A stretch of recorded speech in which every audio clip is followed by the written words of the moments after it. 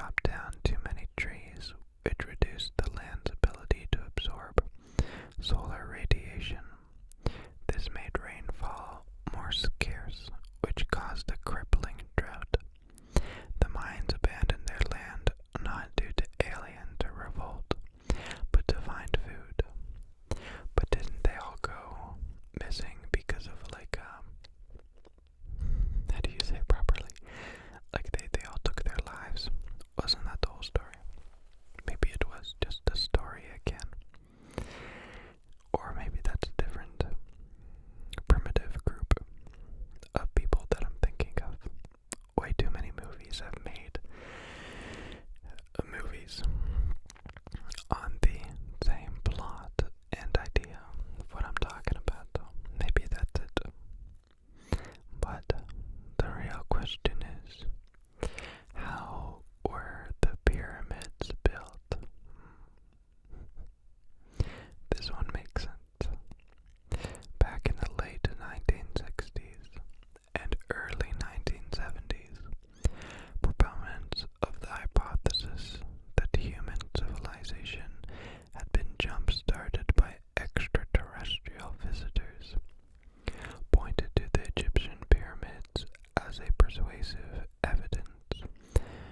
The ancient Egyptians could not have moved those massive multi-ton stone blocks with just muscle power alone, they argued. They had suggested that alien anti-gravity technology was more plausible. Fortunately, in 2014, the University of Amsterdam physicists materialized to rescue us from paperback pseudoscience. I'll be honest, I didn't really know you could use that word in that sentence. It caught me off guard. By analyzing an ancient tomb drawing, they figured out that a large team of workers could have hauled the giant stone blocks on a sled and poured water on the sand in their path to reduce the friction and make it possible to drag the blocks to the pyramid. Yeah. I don't know, I've never tried. But if you've ever seen the stone sizes that they use, they're massive for some pyramids. Some not so big. This one's like one that's very easy to question its validity, just because there's so much more to just building the tombs. There's all the drawings on the tombs, some of which look like helicopters and tanks and stuff, but that really most likely is just our brains doing what our brains do best, and that's piecing together information. So when you look at a cloud, it'll picture so many things. I think that's the same with any old-timey art or drawings. You'll just see what you want to see.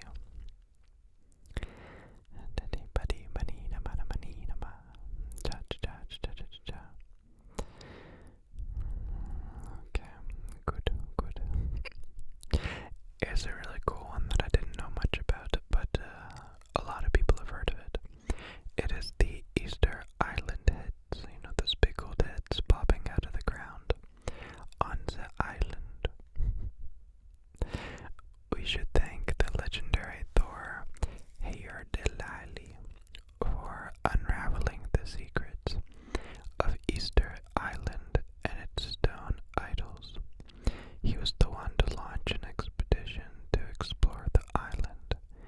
It was also the first to carry out excavations at the site, learning that the Maui heads actually have bodies, some of them reaching 20 feet in height.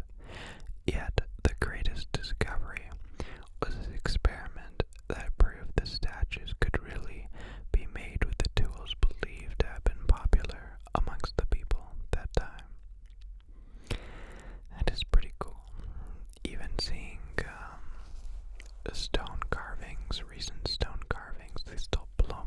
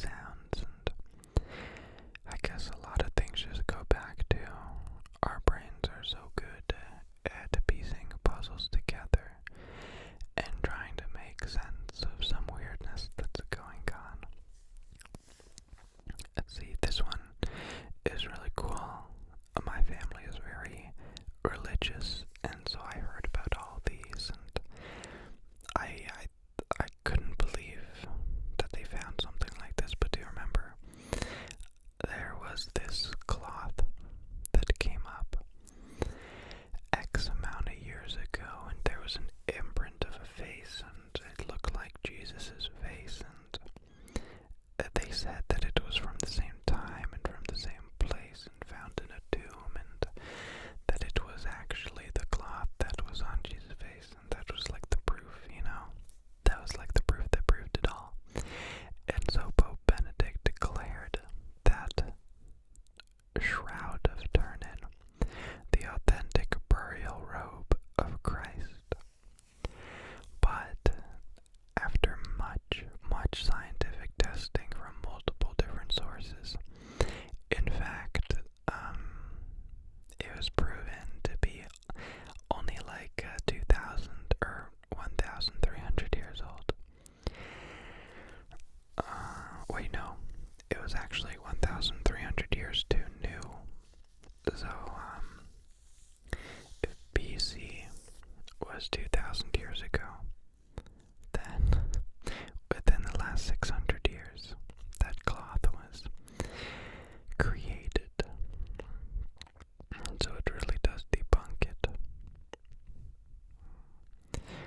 Here's a really cool one. I read a lot about this one, but this is just a short one, so I might add some information. But if you know anything about the Death Valley, very, very dry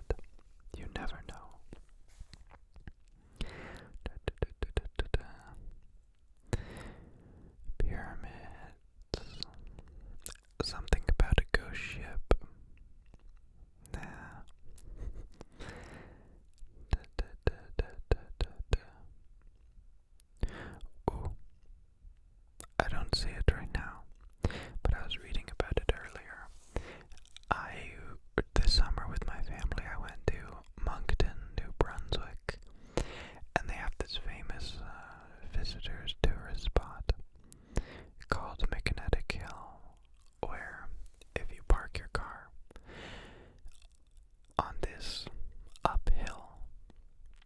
Your car will be pulled up the hill, and it's just regular asphalt, trees on both sides, and the whole story is that magnets pull you up. And I remember I googled after, like, is it true? Because that can't be good for your engine. And yeah, it's just, apparently, even though I sat there and we did it, and it didn't feel like it, it's a visual magic trick where an optical illusion, where the way the trees and the mountains in the background make it look like it's a uphill, but really it's a downhill. I don't know, I was on it, and it really did feel like the car was being pulled up, and not like it was falling down. You know, when a car is going downhill, it's accelerating, but it really felt like the car was being pulled up. And so there's places all over the world I found out that have this, and really it seems to be more of a tourist trap now than anything else, but very cool. Ooh, I didn't see this one earlier. It's the crop circles, specifically the Nazca lines in Peru, as if they must have been aliens. They're huge drawings that are only visible from the sky. Or they were done with stakes and a rope. There are wooden stakes in the ground that have been carbon dated to the time of the Nazca, and a professor created his own Nazca lines using sticks and braided coal. I wish there was more information there.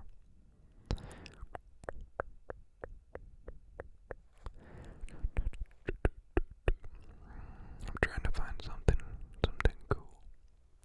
cool.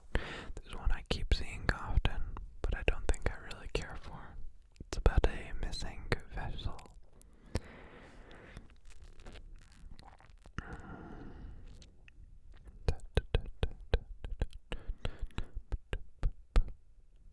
I don't know. A lot of these are pretty lame. I went through so many websites and I read through so many of them, but I was hoping a lot more of them would be like mind-blowing stuff that you heard as a kid being disproven now. But let's read this one.